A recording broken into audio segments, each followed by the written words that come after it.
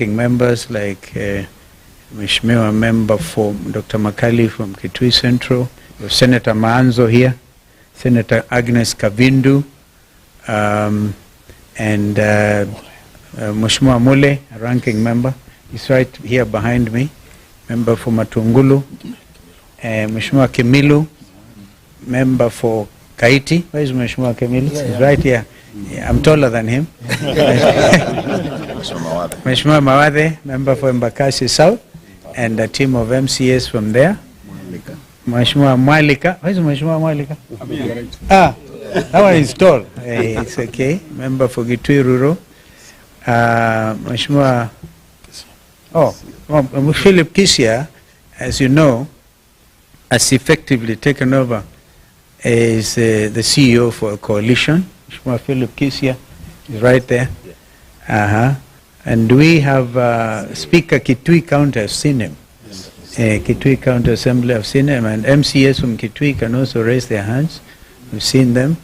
MCAs Nairobi. Yeah, well done. Machakos MCAs, I think there are some here. Very good.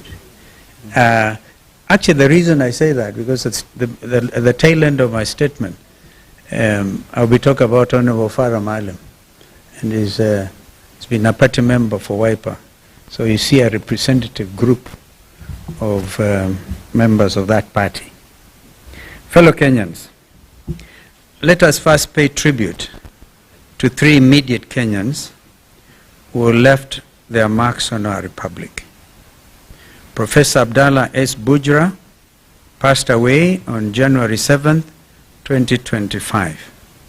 Professor Bujra was a gallant son of Kenya and Africa and made great contribution to African integration and leadership and cutting-edge thinking on African development. Like the late Professor Ali Mazrui, Professor Bujra was recognized and appreciated outside Kenya's borders more than within.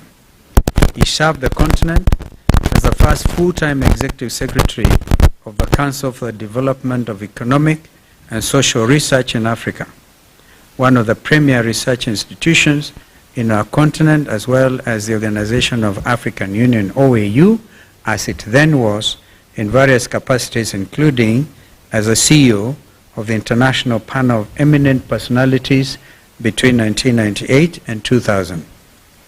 He was a founding director of boards of Muhuri and Katiba Institute in Kenya. Russian Wara was an incredible writer who sadly passed away this week from a battle with cancer. Her words, printed and written every week in different publications, both home and abroad, left a lasting impression, speaking truth to the heart. Whatever the subject, Russian questioned and demanded accountability. She was one of a kind, and compromising and apologetic in Kenyan. Yesterday evening, we learned of the passing on of senior counsel, our sister Judith Thongori. Thongori was an accomplished and celebrated family and human rights lawyer in Kenya. The region, and the international stage. Gender equality and equity were her forte. She took on many cases pro bono and contributed to the intellectual input in the constitutional making process. I know the senior bar council have been on this, led by the chairman of senior bar council, Fred Ojambo. And a lot is going in that space in celebrating the life of our sister senior counsel Judith Thongori. In their honor, let us have a minute silence. January the 12th, Public Service Cabinet Secretary Justin Muturi, in a standing during a press conference, outlined in shocking detail the harrowing tale of his son Leslie Muturi's abduction on June the 22nd, 2024, while in the company of Embakasi West MP Honorable Makwiny and driver Marangui Manyora.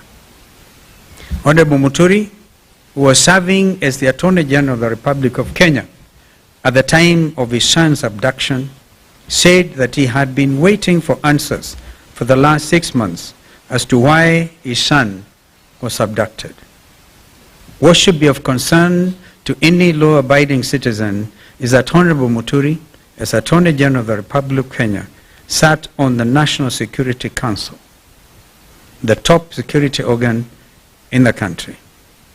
Honorable Muturi has been seeking answers for the past 6 months, and they have not been forthcoming to someone so senior in the Kenya Kwanza regime. So senior should be a matter of grave concern to all of us. Following Honorable Muturi's statement, the Director of Criminal Investigations, Mr. Amin, invited the Cabinet Secretary to record a statement. If the idea was to cower Honorable Muturi into silence, they picked on the wrong man. If the bombshell of the Sunday statement was not enough, Honorable Muturi's signed statement clearly and squarely pointed the blame at the main culprit behind the inhuman abductions. A man who joked, made light of the abductions and Gen Z's demonstrations, a man who placed one phone call inside of the State House Nairobi Pavilion to the National Intelligence Service Director General, Nuruddin Haji, and had Leslie Muturi released within an hour. That man, as you have previously stated, is President William Ruto. Fellow Kenyans, the revelations by Secretary Muturi on the identity of the Commander-in-Chief of the abduction squads is quite telling. If the Attorney General of the Republic of Kenya cannot get answers to the whereabouts of his son, who can? If the Attorney General cannot get his phone calls answered by junior staff, such as the DG of NIS, of the DCI Director, who can? If the then Interior Cabinet Secretary, Professor Kithure Kindiki, and PS Raymond Omolo are furnished with lies by their juniors, what is the state of the Kenya Kwanza regime? Fellow Kenyans, the Kenya Kwanza regime has established command and control structures outside of the Constitution of the Republic of Kenya, carrying out illegal and criminal activities against Kenyans. We have actually since established that some headquarters of this abduction squad was somewhere near Ruaraka. As we have previously stated, William Ruto is a commander-in-chief of the abduction squads. This has been clearly demonstrated by his own public pronouncements on the abductions, as well as those of his conceited cronies in government. Kenyans and the international community should read between the lines.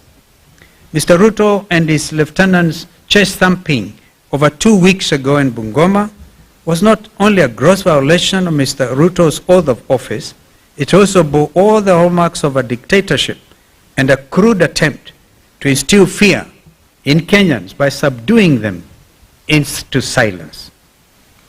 Mr. Ruto's dictatorship, which now kidnaps and tortures people in underground prisons, must be considered as a renegade criminal enterprise. And this in accordance with the ICC's Rome Statute. And for the avoidance of doubt, the Director General of NSIS could not be held responsible alone. The ICC statute talks about the person bearing the highest responsibility. And that is not Nuruddin Haji, that is William Samoei Arap Ruto. The People's Loyal Opposition will not sit back and allow this disgraceful attempt to take us back into the dark days of fear and oppression. We shall lead from the front.